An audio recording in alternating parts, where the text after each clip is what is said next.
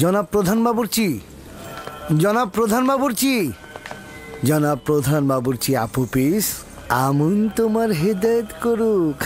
দুরুদ জনাব অজ্ঞামোহরের উত্তরসূরি জনাব ত্রিমণি। আমুন তোমার ইবাদত গ্রহণ করবে। আমি তো জানি প্রধান বাবুর্চি আপুপিস তার প্রভু আমিন হোতেমের প্রতি ইমানদার। তো ইমানের কোনো পরিবর্তন হলো? আমার ইমান কোথায় আর আমেন হোতেমের ইমান কোথায়? বাদশাহ নিজেই তো অর্ধ খোদার মাকামের অধিকারী, কিভাবে তার প্রতি ইমানহীন থাকা সম্ভব? সে যেমন বেঈমান, মিশরের সেনাপতি পুতিফারও তাই। আমি নিশ্চিত যে তুমি বহুবার তাদের আমনের প্রতি অবজ্ঞা ও তাচ্ছিল্যের সাক্ষী ছিলে। কি ছিলে না? ছিলে না বলো? তা ছিলাম, কিন্তু বাদশাহ নিজেই তো অর্ধেক খোদা, তারা তো নিজেদের মধ্যে আলাপ আলোচনা করতেই পারে। এটাকে তো বেঈমানি বলা যায় না, তিনি তো মিশরের বাদশাহ। তুমি জানো না আমিন হোতেম খোদার সঙ্গে বেঈমানি করার জন্য উঠে পড়ে লেগেছে? না না, এইটা বিশ্বাসযোগ্য নয়। তাহলে তো তুমি কোনো খবরই রাখো না। আমিন হোতেম পুতিফারকে নির্দেশ দিয়েছে ইবাদতখানায় হামলা করতে এবং আমুনকে ধ্বংস করে দিতে। না না, এটা বিশ্বাসযোগ্য না, আমি এটা বিশ্বাস করি না। জনাব আমিন হোতেম এরকম নির্দেশ দিতেই পারে না। মহান পুরোহিত অজ্ঞামোহর মিথ্যা কথা বলেন না। যদি বিশ্বাস না হয় আমি তোমাকে তার কাছে নিয়ে যাব, তুমি জিজ্ঞাসা করবে। যদি এটা সত্যি হয় তবে আমুন খোদা তার উপর কঠোর শাস্তি নাজিল করবে। তবে পুতিফার কিন্তু আমুনের শাস্তি পেয়েছে, এবার আমিন হোতেবের পালা। পুতিফারের স্ত্রী জুলেখা একজন ভিনদেশীর কাছে অপমানিত হয়েছে, এটা তো তুমি জানো, তাই না? আপনি কি বলতে চাচ্ছেন পুতিফার ও তার স্ত্রী আমুন খোদার অভিশাপ পেয়েছে? সন্দেহ পোষণ করো না। জানোই তো এই ঘটনা পুতিফারের মান এবং সম্মান জনসম্মুখে একেবারে ভুলণ্ঠিত হয়ে গেছে। যদি তুমি ইচ্ছা পোষণ করো তাহলে আমি তোমাকে মহান পুরোহিত অজ্ঞামোহরের কাছে নিয়ে যাব। এটি আমার অনেক দিনের ইচ্ছা, আমিও যেতে চাই তার কাছে। খুবই ভালো। তবে আপাতত জনাব অজ্ঞামোহর এখানে নেই, তবে তিনি তাশরিফ রাখা মাত্রই আমি তোমাকে তার কাছে নিয়ে যাব, ঠিক আছে?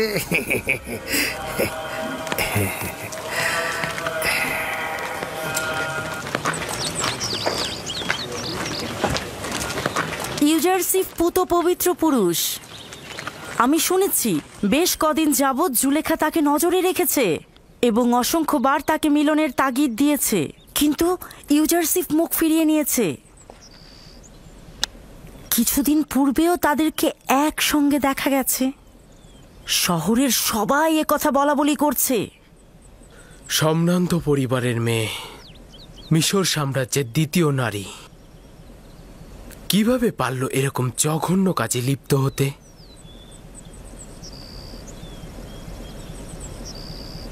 পুতিফারের উচিত ছিল তাকে হত্যা করে ফেলা। আসলে জুলেখা ইউজারসিফের প্রেমে অভিভূত হয়েছে এবং এই কথাটি যখন মেহমানরা বানু জুলেখাকে জিজ্ঞেস করেছিল তখন তার মুখ ফ্যাকাশে হয়ে গিয়েছিল। আসলে ব্যাপারটা হয়েছে কি, জুলেখা ইউজারসিফের প্রেমে পড়েছে, কিন্তু ইউজারসিফ তার প্রেমে সাড়া দেয়নি বলেই জুলেখা লাগামহীন হয়ে গেছে। এখন সে কৌশলে ইউজারসিফকে কাছে পেতে চাইছে। ইউজারসিফের পবিত্রতা আসলেই প্রশংসনীয়, কিন্তু একজন গোলাম কি তার মালিকের ইচ্ছার বরখেলাপ করতে পারে? তা আবার জুলেখার মতো সুন্দরী। তবে আমার কি মনে হয় জানো, জুলেখার এই অবস্থার জন্য দায়ী তার স্বামী পুতিফার। কিভাবে? শোনো, আমাকে আমন মন্দিরের এক খাদেম বলেছে, যার নাম কিনা ত্রিমণি। হ্যাঁ, তিনি বলেছেন জনাব আমেন হোতেব ও পুতিফার দুজনেই কাফের, তারা আমাদের আমন খোদার ধ্বংস চাইছেন। তার মানে আমুন খোদা কি এটাই চেয়েছে যে জুলেখার কারণে পুতিফারের সম্মান নষ্ট হয়? আমি নিজেও বিশ্বাস করিনি, তবে আমি সিদ্ধান্ত নিয়েছি আমনের প্রধান জনাব অজ্ঞামোহরের সাথে আমি নিজে দেখা করব, তার কাছ থেকেই শুনবো।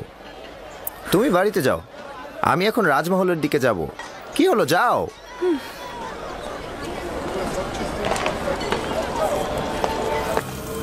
যে রূপ ভাবে নীলনদ পুনরায় জেগে উঠে, লতাগুলো আবার জিন্দা হয়, আবার অনুসারীরাও মৃত্যুর পরে আবার জীবিত হতে পারেন, আমার ফরমান হচ্ছে তোমরা নিজেদের দেহকে মমি করবে, যেন তোমাদের জীবন অব্যাহত থাকে এবং মৃত্যু দ্বারা হায়াতের সুতা যেন বিচ্ছিন্ন না হয়ে যায়। তোমরা কি দেখনি যে তোমাদের দেহ শুকনো মাটিতে হাজার হাজার বছর ধরে হেফাজত করি?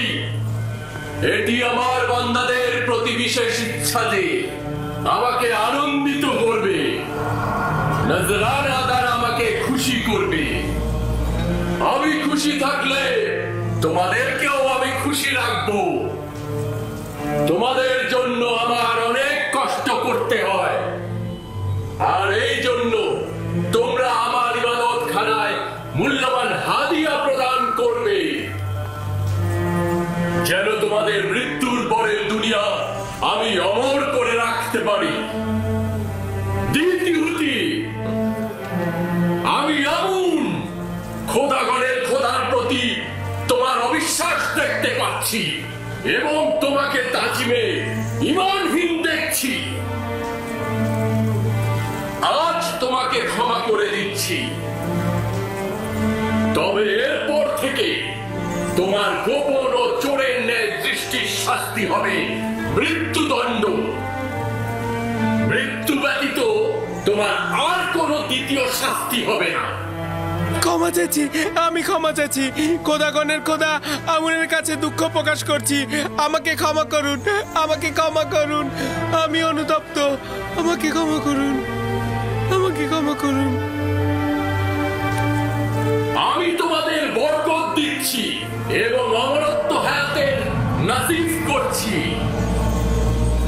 আমি তোমাদের উপস্থিতি থেকে বিশ্রামে যাচ্ছি, যাতে দেহ থেকে বেরিয়ে বিশ্রাম দ্বারা বান্দাগণের হৃদায়ত ও উষ্ণের রং এবং নিজেকে বান্দাগণের হৃদায়ত ও রুহের কার্যাবলী তদারকি করার জন্য এবং পরবর্তী দিনের জন্য নিজেকে প্রস্তুত করতে পারি।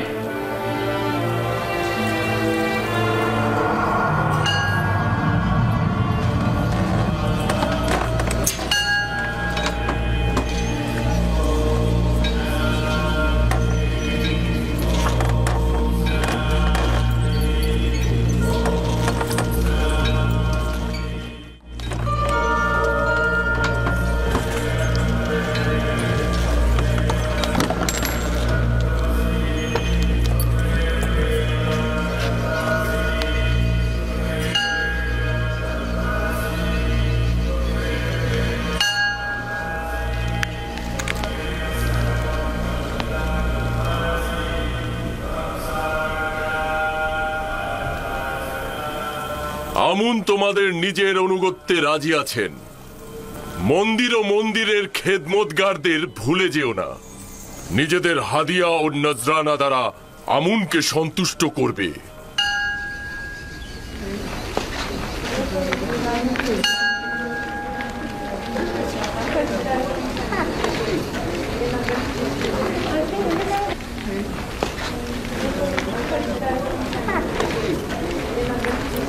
আলী জনাব, দ্বিতীয় আমিন হোতেবের প্রধান বাবুর্চি আপু পিসির সঙ্গে কথা বলেছিলাম। আমিন হোতেব ও পুতিফারের বেইমানির কথা তাকে জানিয়েছি। সে বিশ্বাস করেনি, তাই আমি তাকে বলেছি যে আপনি আসলেই আমি তাকে আপনার কাছে নিয়ে আসব। আপনি নিজে তাকে হাকিকতটা বলবেন। অবশ্যই তাকে নিয়ে এসো। আমিন হোতেব অবশ্যই শাস্তি পাবে। এ খানদানের ইতিহাস মিশরের ইতিহাস থেকে উঠিয়ে ফেলবো। অবশ্যই তাকে নিয়ে আসবে। পুতিফার তো আমুনের লালতে বিপদে পতিত হয়েছে, এখন আমিন হোতেবেরও তাই হবে। আনুগত্য পোষণ করছি। তাহলে আলী জনাব অজ্ঞামোহর ইউজারশিপ ও জুলেখার খবরটা জানেন? হ্যাঁ, পাদি আমনের কাছে শুনেছি। যদিও জুলেখার আমন মন্দিরের জন্য লজ্জাজনক এবং জুলেখার উচিত স্পষ্ট কথা বলা, কিন্তু এই ঘটনার জন্য পুতিফারকে সুস্থ শরীরে বাঁচিয়ে রাখা যাবে না। পুতিফারের দম্ভ পতনের পর এবার আমিন হোতেবের পালা, আর আমিন হোতেবের পতন হলে আমাদের আর কোনো দুশমন থাকবে না। এই ঘটনা পুরো শহর ছড়িয়ে দাও। পুতিফারের অবশ্যই অপমানিত হওয়া উচিত। জনগণের তাকে চেনা উচিত। বলবে মিশরের শক্তিধরের প্রতীক অর্থাৎ পুতিফার একজন ভিনদেশীকে রাজমহলের কার্যাবলী এমনকি তার সহধর্মিনীর উপরও আধিপত্য বিস্তার করতে দিয়েছে। এমনকি তার সহধর্মিনীর সাথে দেখেও সে নীরব রয়েছে। যে একজন ভিনদেশীকে তার রাজমহলের হাকিম বানায়, হতে পারে পুতিফার নিজেই এই ভিনদেশীকে দিয়ে উদ্দেশ্য হাসিলের চেষ্টা করেছে। বলো পুতিফারের তত্ত্বাবধায়ক একজন কাফের বলবে আমেন হতেব ও পুতিফার আমুন ও আমুনের ইবাদতখানা ধ্বংস করে দেবে, জনগণকে এই হুকুমতের বিরুদ্ধে ইন্ধন যোগাবে। পুতিফারকে খবর দাও, এই ঘটনার পূর্ণ বিবেচনার জন্য আমি তার রাজমহলে আসবো। যাও। ঠিক আছে জনাবে আলী। পুতিফারকে অবশ্যই আমুনের বিরুদ্ধে বিরোধিতা করার জন্য মূল্য দিতে হবে। ঘরের বাইরের খবর কি জানেন আমার বানু? কি হয়েছে, চেঁচাচ্ছ কেন? আপনার আর ইউজারসিফের এই ঘটনা শুধুমাত্র রাজমহলে নয়, বরঞ্চ শহরের আনাচে কানাচে সব জায়গায় প্রত্যেকে নিয়ে কানাঘুষা করছে। কোথা থেকে, কার মাধ্যমে? যদি জানতে পারি কার মাধ্যমে হয়েছে, তাকে শেষ করে ফেলবো আমি। তা জানি না, তবে যে ঘটনায় দুজনের বেশি সাক্ষী থাকে তার লাগাম টেনে ধরা যায় না। আমি এটারই শঙ্কা করছিলাম, আর অনুমান করছিলাম ওই রাতে সাক্ষীদের দ্বারা এটা প্রকাশ হয়ে যাবে। হতে পারে তামাওতিনা, অথবা মেনিসিতেনেন, কিংবা ইউজারসিফ। ইউজারসিফ এটা করতে পারে না? আমারও তাই মনে হয়। এরাই খবরটা ছড়িয়েছে, মুখে মুখে পুরো শহরে এই ঘটনাটা জানাজানি হয়েছে, মজলিসে মজলিসে ছড়িয়েছে। সবাই আপনাকে কামুক নারী বলে ভৎসনা করছে। যারা নিজেরা শহরের মনোরঞ্জনকারী ছিল, যাদের খবর শহরের অলিতে গলিতে ছিল, তারা এখন সতীত্বের বড়াই করে জুলেখাকে অনুর্বর মস্তিষ্কের অধিকারী বলছে। তারা তো অপমানিত হয়ে আকাশ থেকে জমিনে পড়েনি, বরং তারা জুলেখার এই ঘটনা দ্বারা নিজেদের নোংরা চেহারা পবিত্র করবে।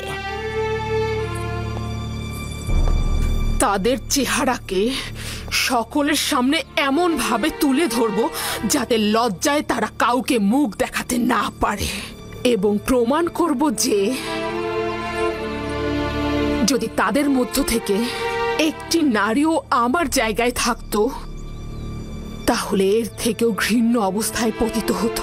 খবরটি এমনকি প্রধান খাদেম অজ্ঞামোহরের কাছে পৌঁছেছেন এবং তিনি অত্যন্ত রেগে গেছেন।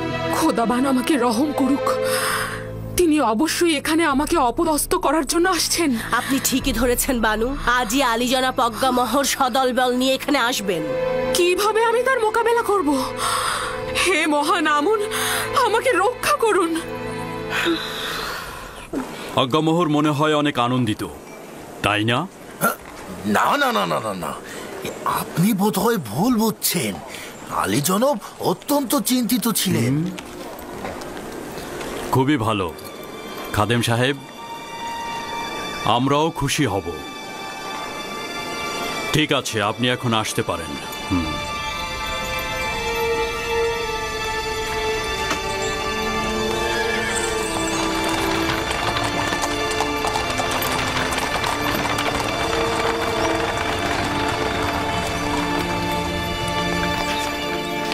আমি তো এবাদতখানার খাদেম স্বার্থবাদী আজ্ঞামোহর বিরোধী। এখন বাধ্য হব তাকে রাজমহলে সাদরে গ্রহণ করতে। ইচ্ছে না থাকা সত্ত্বেও তাকে সহ্য করতে হবে। যদি তোমার তরফ থেকে ভুল না হতো, তাকে কঠিন শাস্তি পেতে হতো। তুমি আমার সহধর্মিনী না হলে এতক্ষণে তোমাকে জল্লাদের কাছে যেতে হতো। কিন্তু কি করব, তুমি তো আমুনের স্ত্রী। তুমি আমুনের খেয়ানত করার ইচ্ছা করেছিলে, অবশ্যই তার জন্য কোরবানি দিবে এবং তার সামনে নিজের অপরাধ স্বীকার করে নিবে।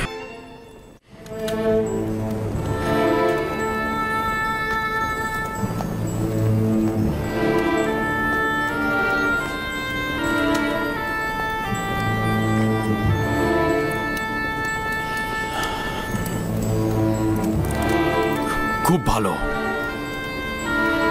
খুব ভালো। আমি তোমাকে ক্ষমা করে দিলাম।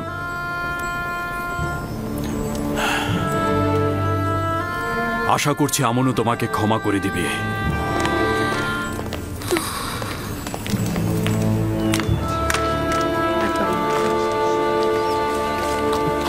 দরুদ জনাব ইউজারসিফ।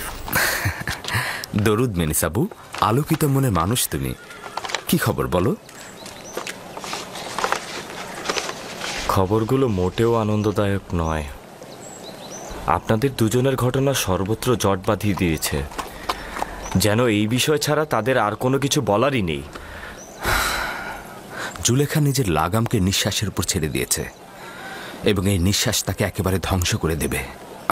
যদি না সে এখনই নোঙর ফেলে তাহলে সে খুব বড় বিপদে পড়বে। জনাব ইউজারসিফ, বানু জুলেখা কিন্তু অত্যন্ত সুন্দরী এবং অনেক চতুর। আপনি কিভাবে তার ফাঁদ থেকে পালালেন? আমি দোজখের আগুন থেকে পালিয়েছি, না জুলেখার কাছ থেকে। যার কাছে সুন্দর ও অতুলনীয় মাসুক রয়েছে তার তো কোনো জুলেখার প্রয়োজন নেই। যে ব্যক্তি কাল কিয়ামতের আযাব দেখতে পায় তার নিকট জুলেখা দোজখের আগুন ব্যতীত আর কিছু নয়। জনাব ইউজারসিফ, এই বন্ধ দরজাগুলো আর শিশুর কথা বলাগুলো কেমন ছিল? সবাই বলছে আপনি নাকি জাদু করেছেন। কেউ কেউ তো বলছে আপনি নাকি বড় জাদুঘর। এই সকল কিছু খোদা তাআলার আনুকূল্য ও মেহেরবানিতে হয়েছে। ক্ষণিকের জন্য ধারণা করেছিলাম আমাকে নিজের অবস্থায় ছেড়ে দিয়েছে, আর জুলেখার মোকাবেলায় আমি একেবারে একা। কিন্তু পরিষ্কার দেখতে পেলাম ক্ষণিকের জন্য উনি আমার থেকে গাফিল ছিলেন না, উপরন্তু সকল অবস্থায় হেফাজত করেছেন।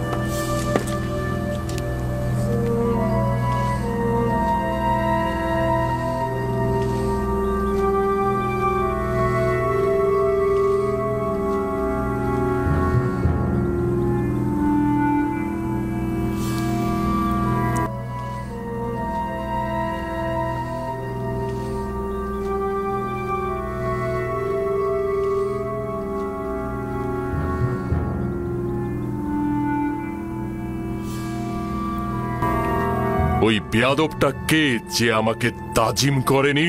সেই তো ইউজারসিফ। তাহলে পুতিফার কোথায়?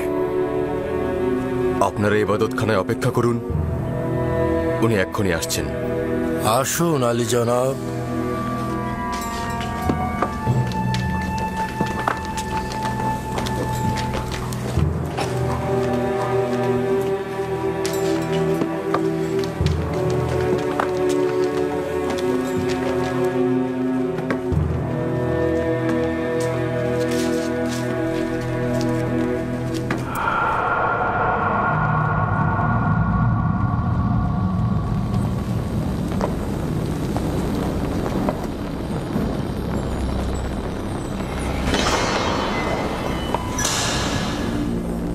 আলী জনাব পুতিফার ও বানু জুলেখা।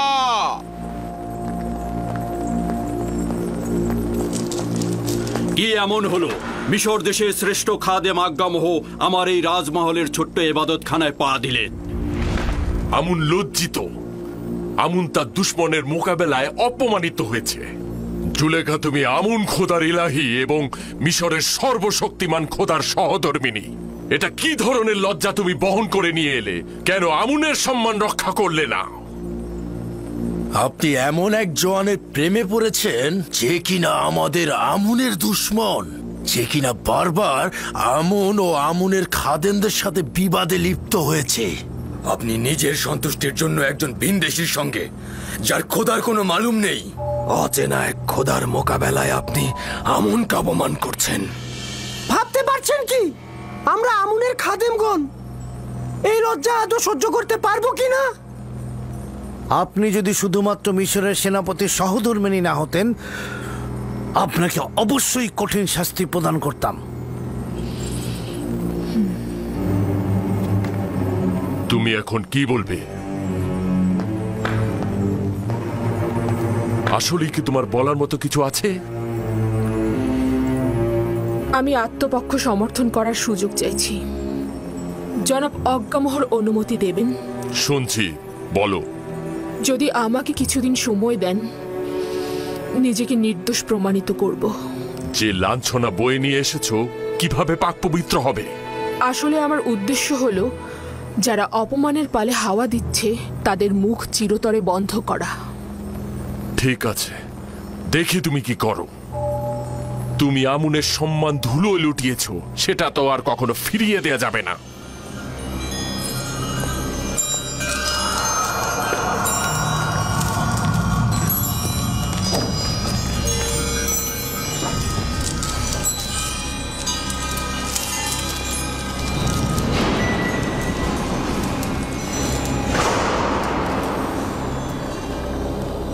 আজকে আজ্ঞামোহ তার তিক্ত ও বিষাক্ত হুল আমার বুকে বিদ্ধ করেছে। আজকে তুমি ওদের সুযোগ করে দিলে, নয়তো এক এক করে আমি ওদের সবার গর্দান কেটে ফেলতাম।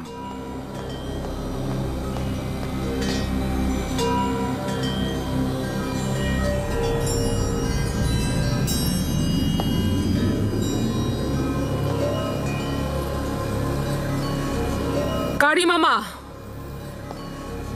জি আমার বানু। জাঁকজমকপূর্ণ মেহমানদারির আয়োজন করো এবং মিশরের সকল সম্ভ্রান্ত নারীদেরকে আমার এখানে আমন্ত্রণ করো। তাদের কিছু দেখাবো।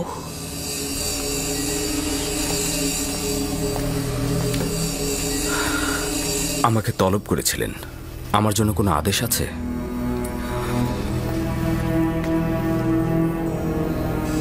বেশি কিছু বলবো না, শুধু তোমার কাছে এইটুকুই চাইবো আমি, মেহমানদের সম্মুখে সুন্দর লেবাসটি তুমি পরিধান করবে, নিজেকে আকর্ষণীয়ভাবে সুসজ্জিত করবে, আর আমি যখনই ডাকবো ফলমূলের ট্রে হাতে নিয়ে মজলিসে প্রবেশ করবে।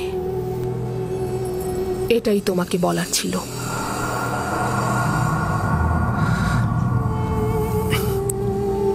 সমস্যা নেই, আপনার যেরূপ ইচ্ছা। তুমি এখন যেতে পারো।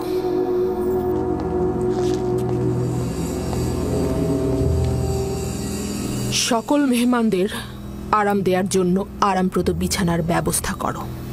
তাদের জন্য সর্বোত্তম পানীয় এবং খাবারের আয়োজন করো এবং অতিথিদের সবার জন্য প্রচুর পরিমাণে মাল্টা ফলের ব্যবস্থা করবে এবং প্রতিটি মেহমানের হাতে একটি করে ধারালো ছুরি তুলে দেবে। বুঝতে পেরেছো আমার কথা?